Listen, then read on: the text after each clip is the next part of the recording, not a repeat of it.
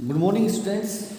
आज अपन इस वीडियो के अंदर एक नया इंटरमीडिएट, हमने पहले कार्बेटाइप के बारे में बात की, कार्बेनाइन के बारे में बात की, फिर रेडिकल के बारे में बात की। आज अपन बात करते हैं कार्बीन।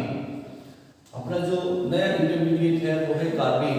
आज अपन कार्बीन को लेकर चलेंगे कि कार्बीन की जो स्ट्रक्चर है वो क्या होती है और कार्बीन कितने तरह के होते हैं। एग्जाम के अंदर कोई भी इंटरमीडिएट आपको पूछा जा सकता है आपसे। अभी अपन आज बात करेंगे कार्बीन के बारे में।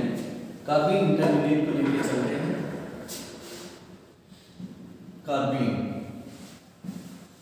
देखो स्टूडेंट्स, जो कार्बीन है वो दो तरह का होता है।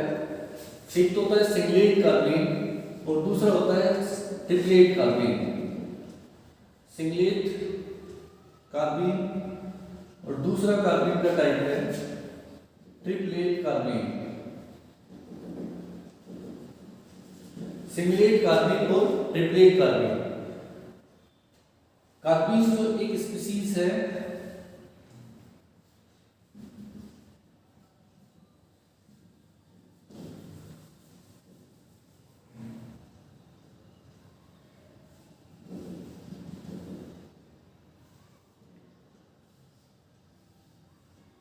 इस तरह की स्पीशीज होती है। जब अपन सिंगलेट कार्बीन की बात करते हैं तो दोनों इलेक्ट्रॉन जो है वो यहाँ पे प्रेजेंट होते हैं, और जब अपन ट्रिपलेट कार्बीन की बात करेंगे तो जो दोनों इलेक्ट्रॉन होंगे वो कार्बन के पास जो इलेक्ट्रॉन्स प्रेजेंट होंगे, ये दो इलेक्ट्रॉन जो है वो एक इलेक्ट्रॉन यहाँ पे और एक इलेक्ट्रॉन यहाँ पे प्रेजेंट रहेगा। यहाँ पे ये दोनों इलेक्ट्रॉन इसी ऑर्बिटल के अंदर प्रेजेंट होते हैं। जब अपन बात करते हैं सिंगलेट कार्बन की और जब अपन ट्रिपलेट कार्बन की बात करते हैं तो ये दोनों जो इलेक्ट्रॉन है वो अनपेयर्ड रहेंगे और किस तरह से प्रेजेंट रहेंगे। ये जो अनपेयर्ड इलेक्ट्रॉन्स हैं, अनपेयर्ड इलेक्ट्रॉन्स, और यहाँ पे ये जो इलेक्ट्रॉन्स हैं वो पेयर्ड है।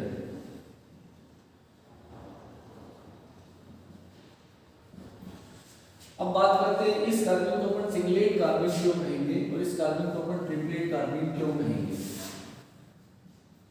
स्पिन मल्टीप्लिसिटी देखते हैं अपन इनकी।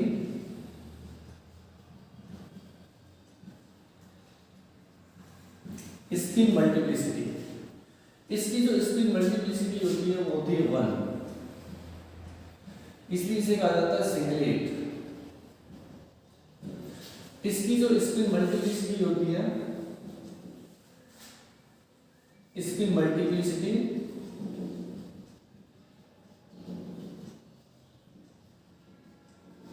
वो होती है 3, इसलिए इसे कहा जाता है ट्रिपलेट।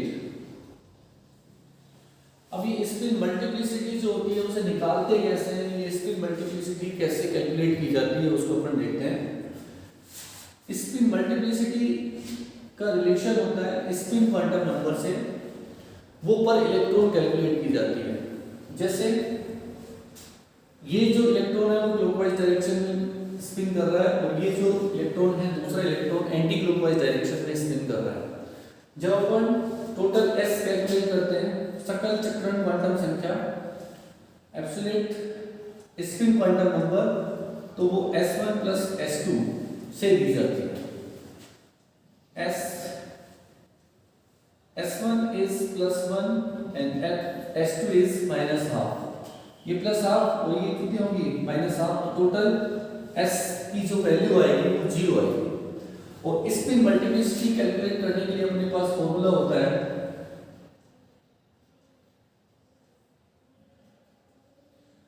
सिटी के लिए अपने पास फॉर्मूला होता है 2S + 1।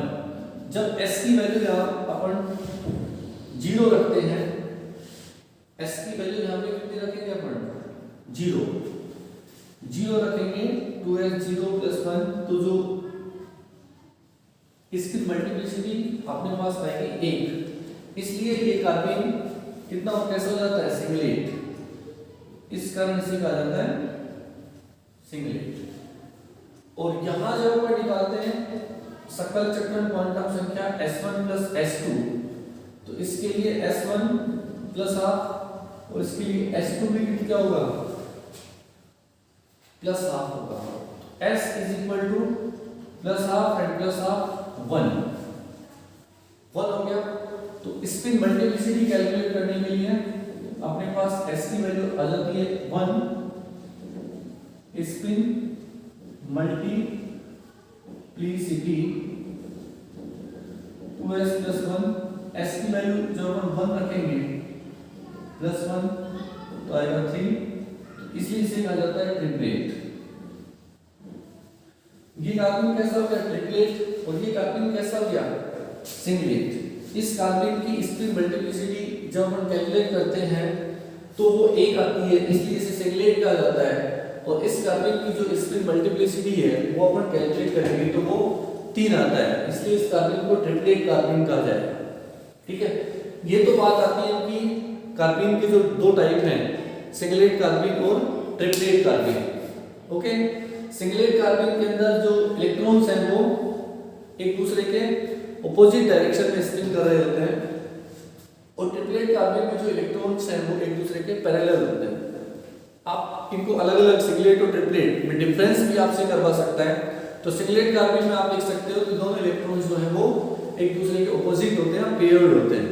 उनकी जो स्पिन क्वांटम नंबर है वो एक के लिए प्लस हाफ है तो दूसरे के लिए माइनस हाफ होती है।